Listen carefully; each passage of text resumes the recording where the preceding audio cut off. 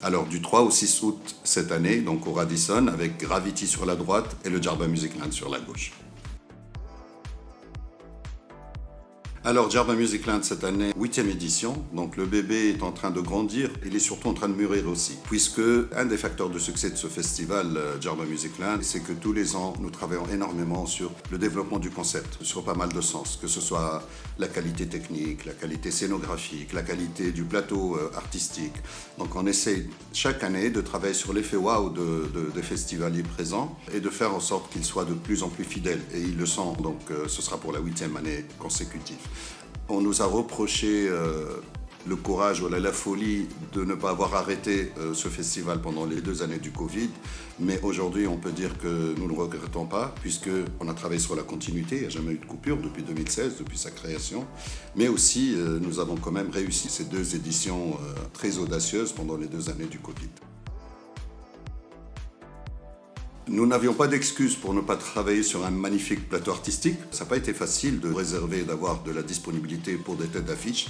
Mais nous avons réussi parce que la persévérance, mais surtout le fait d'avoir commencé très tôt. Depuis octobre de l'année dernière, on a commencé à travailler sur le booking des artistes. Nous travaillons aussi avec le nom du Djerba Music Land. Donc nous arrivons à convaincre des stars montantes de faire leur entrée en Tunisie par la grande porte avec ce festival. Donc sur les 13 artistes étrangers, il y a 9 qui viennent pour la première fois en Tunisie.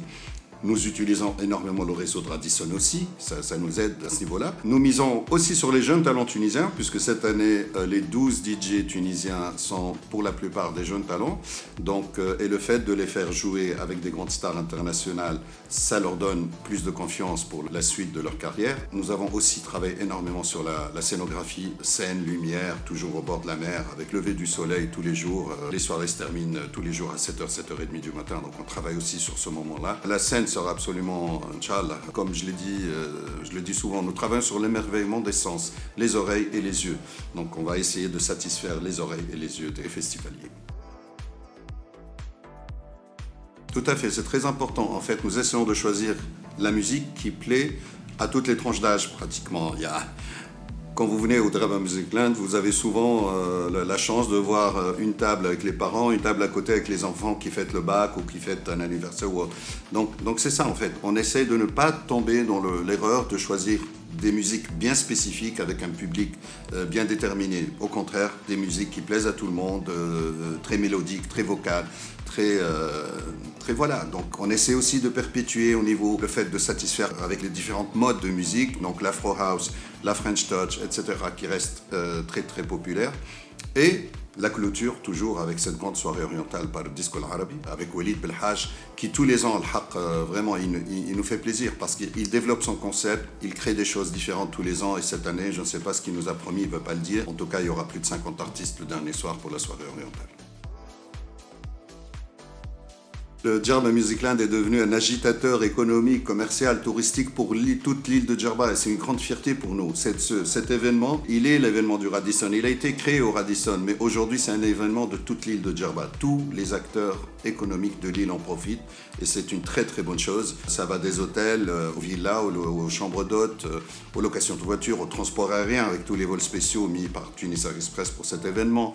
Les taxis, les commerces, l'artisanat, etc. Pendant une semaine, Djerba est complètement méconnaissable avec une vivacité, avec une dynamique, avec une ambiance extrêmement festive le jour, les après-midi au bord des plages et puis lors des soirées du festival. Nouveauté cette année, nous accueillons la communauté Gravity pour animer les après-midi, donc de midi à 22h. Ils ont commencé en 2022 dans un autre hôtel. Nous avons le plaisir de les accueillir cette année parmi nous. Nous avons travailler au niveau de la négociation pour ne pas faire une seule édition, mais vraiment pour que Gravity s'installe tous les ans chez nous. Il ne reste plus que le matin. Il ne reste plus que pour l'année prochaine, que pour trouver un concept le matin. Et là, ce sera une véritable petite Ibiza pendant une semaine avec de l'animation musicale toute la journée. Oui, nous avons remarqué depuis 2 ou 3 éditions qu'il y a de plus en plus, surtout de Français, puisque c'est le premier marché de Djerba. Mais c'est un axe sur lequel on va travailler pour les prochaines éditions, l'internationalisation de cet événement avec une médiatisation à l'étranger. On accompagne notre partenaire de communication, donc le groupe 3SG. Nous avons déjà un partenaire média important sur la France, qui est Radio FG, qui est la principale radio de la musique électronique et du clubbing. Et nous allons essayer de faire la même chose sur les autres marchés. Le but, c'est d'avoir au moins 30% des festivaliers qui viendraient des pays européens. Alors du 3 au 6 août cette année, donc au Radisson, avec Gravity sur la droite et le Djerba Music Land sur la gauche.